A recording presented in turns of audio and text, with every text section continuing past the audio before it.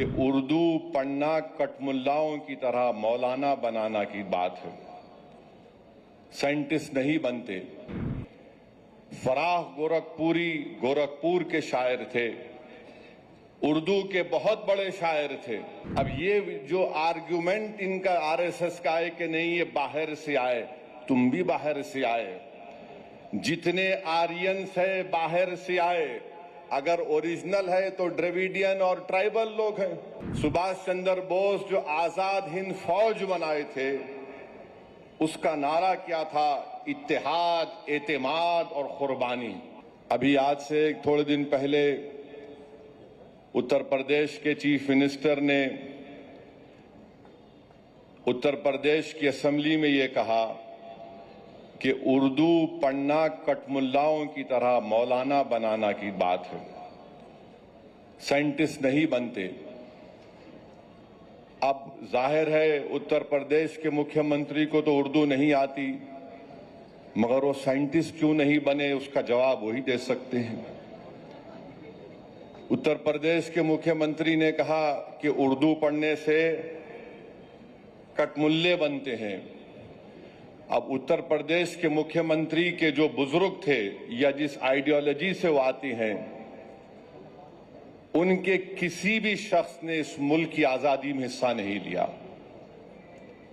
ये गोरखपुर से आती हैं और उसी गोरखपुर से रघुपति साहेब फराह भी आते हैं।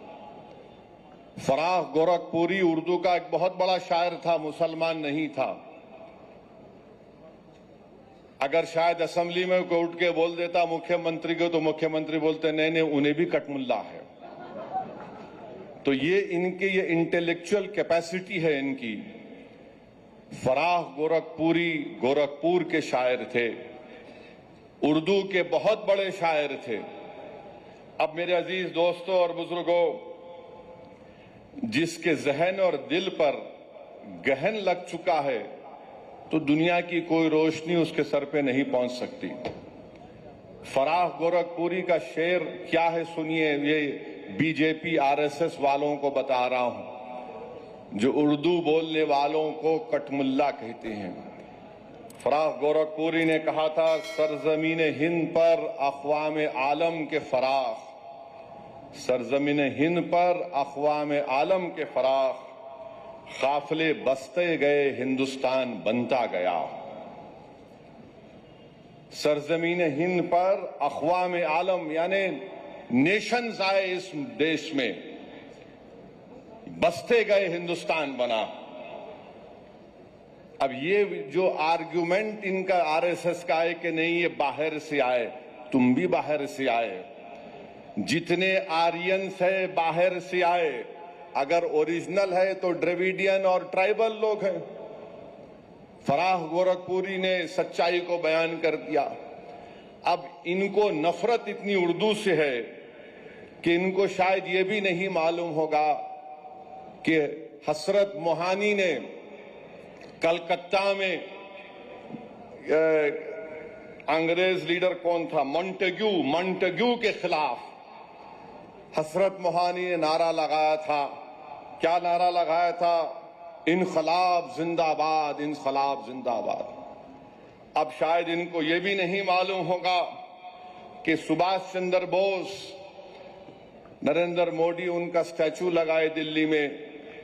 अब नरेंद्र मोदी इनको छोड़ दिए, तुम जरा ये बोलते रहो। सुभाष चंद्र बोस जो आजाद हिंद फौज बनाए थे, उसका नारा क्या था? इत्तेहाद, एतेमाद और कुर्बानी। इत्तेहाद, एतेमाद और कुर्बानी नारा था सुभाष चंद्र बोस का, नेताजी सुभाष चंद्र बोस का।